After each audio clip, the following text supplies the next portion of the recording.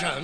כל בוקר אני מתעורר בערך שעות 10, רוצה לראות השמש, התריסים קצת מסתירים.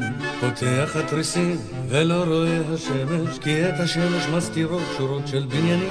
עושה לי כוס קפה ומדליק לי הסיגריה, יוצא אל המרפסת לפצח גרעינים.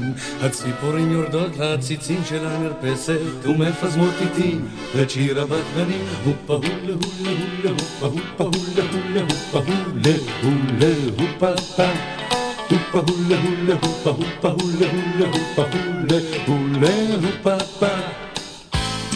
בשעות הצהריים שולח את הכלב עם סל עשוי מקש לקנות לי מצרכים. כשהוא חוזר אני מכין לשנינו צהריים, כי הציפורים אכלו את כל הגרעינים. פתאום אני שומע צלצול דופקים בדלת, פותח את הדלת, נכנסת השכנה, שואלת בנימוס שאם זה לא יפריע היא תפזם איתי את ההופלה שלי. הופה הולה הולה הולה הופה הופה הולה הולה הופה הולה הולה הופה הופה הולה הולה הופה הופה הולה הולה הופה הולה הולה הופה הופה. אחר הצהריים יוצא לי עם הכלב לשאוף קצת אוויר בפארק מחוץ לעיר. הציפורים עפות מאושרות אל השמיים, אני נשכב על הספסל חושב על החיים. אני חי לי במציאות כל כך נהדרת, שוחה במערבולת של ים בלי דאגות.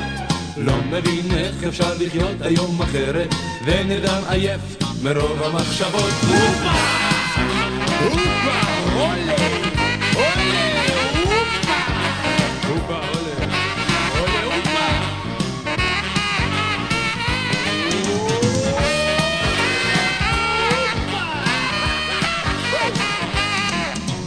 הירח כבר עולה, הנה מגיע לילה, רוצה לראות ירח, התריסים קצת מסתירים. פותח התריסים ולא רואה ירח, כי את ירח מסתירות שורות של בניינים. הופה הולה הולה הולה הופה הופה הולה הולה הופה הולה הולה הופה הופה הופה הולה הולה הופה הופה הולה הולה הופה הולה הולה הופה הופה.